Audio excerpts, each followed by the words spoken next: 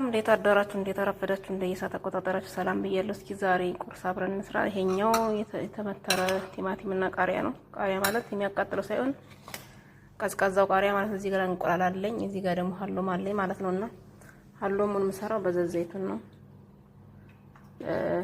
እዚህ ጋር ደግሞ የእንቁላሉ አለ።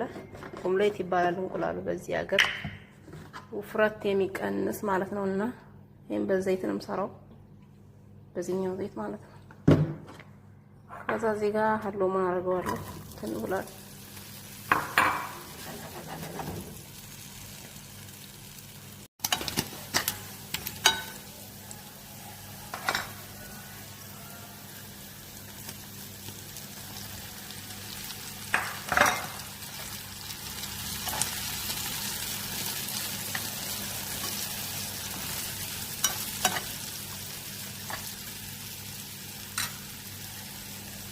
እዚህ ጋር ዛፈር አለ፣ ዛፈር ጨምርበታለሁ።